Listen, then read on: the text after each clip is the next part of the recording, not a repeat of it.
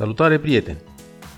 Haideți să vă arăt care este cea mai ușoară metodă de a crea un stick bootabil pentru instalarea sau testarea unei distribuții de Linux. Programul pe care vi-l prezint se numește Balena Etcher. Este foarte ușor de instalat și de folosit, dar partea cea mai frumoasă și interesantă este că acest utilitar se poate utiliza atât în Linux cât și în Windows sau Mac OS. Dar haideți să vedem unde îl găsim. Intrăm pe această pagină, balena.io, și din acest meniu alegem Balena Etcher. Clic pe ea, apoi de aici selectăm versiunea potrivită sistemului nostru de operare. Eu acum sunt în Linux, deci voi descărca varianta pentru Linux care mi este propusă. Mai multe opțiuni de descărcare avem și ceva mai jos. După ce s-a descărcat, va trebui să o instalăm. Se pare că este o arhivă. Prin urmare, o voi dezarhiva în vederea instalării.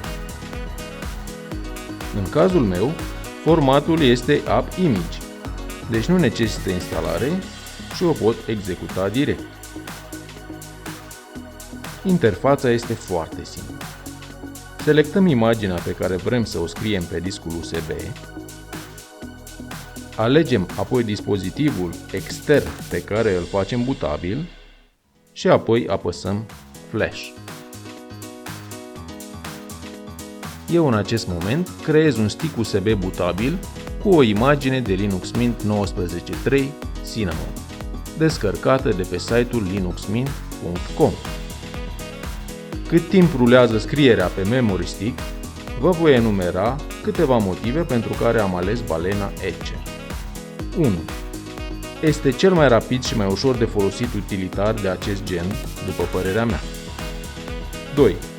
Poate fi folosit atât pentru inscripționarea imaginilor bootabile de Linux, dar și a celor de Windows, Mac OS sau Android. 3. Afișează avertizări dacă imaginea nu este bootabilă sau prezintă erori. Nu în ultimul rând, prin interfața sa, elimină orice risc de a ne formata din greșeală hard diskul intern. Cam atât pentru astăzi. Dacă v-a plăcut, stați pe recepție și distribuiți cu încredere videoclipurile Fresh InfoCake. Pe data viitoare!